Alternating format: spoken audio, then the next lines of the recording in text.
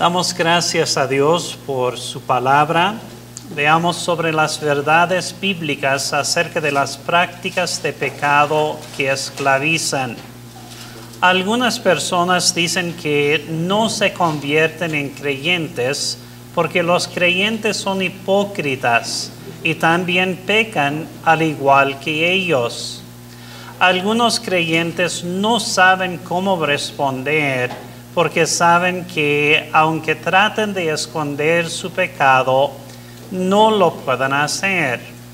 Veamos unos pasajes bíblicos que dicen la verdad de Dios acerca de los creyentes y los no creyentes.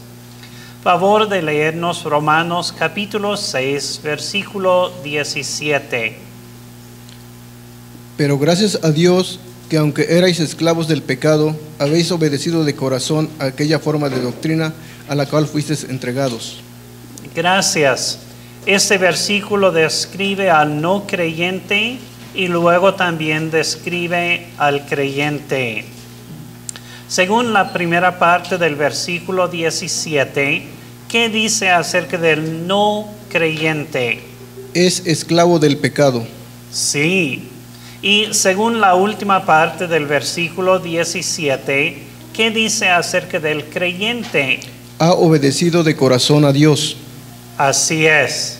Para ver más acerca del creyente, favor de leernos Romanos capítulo 6, versículo 22.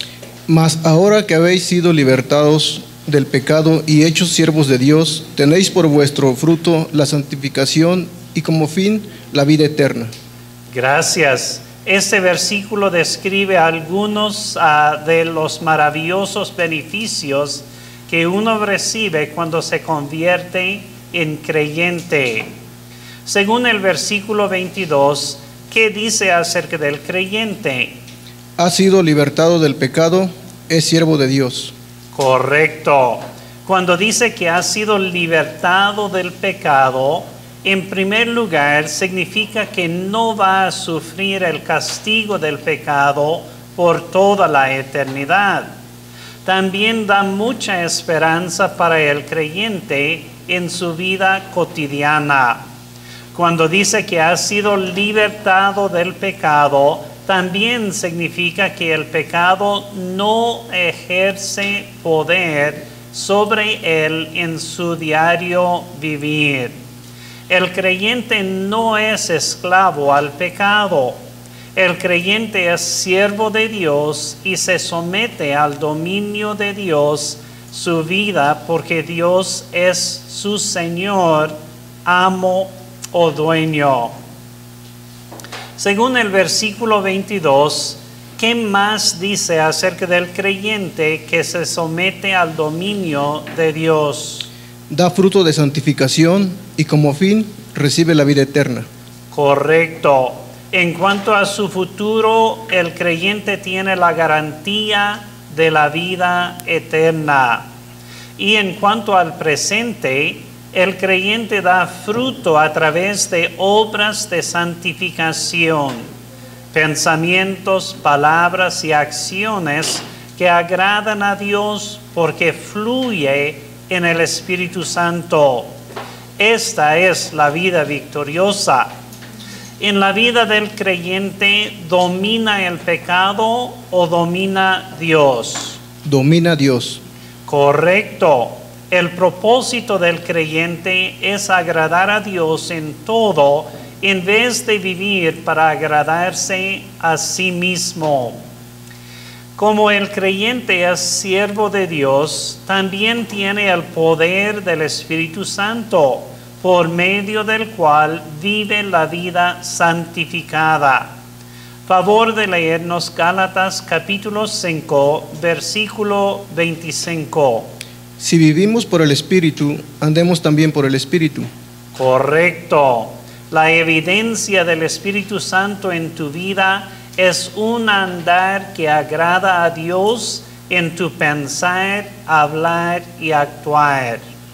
Tu andar demuestra qué o quién te domina, o el pecado o Dios.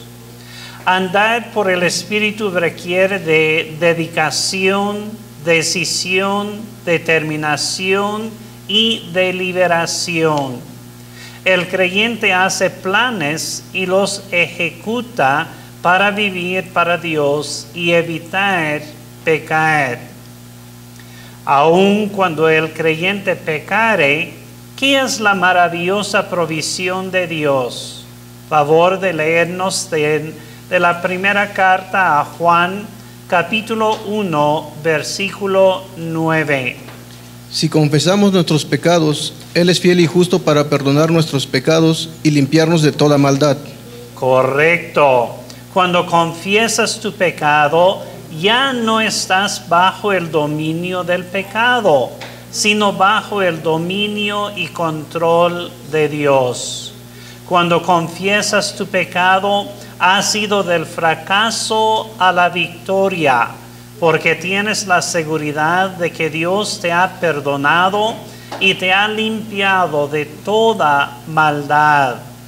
Esta seguridad es en base al carácter y la obra de Dios, sin importar tus sentimientos o emociones. Reflexión. ¿Das gracias a Dios que has sido libertado del castigo y poder del pecado? ¿Es tu decisión andar por el Espíritu, haciendo y ejecutando planes para demostrar el fruto de la santificación? Oremos.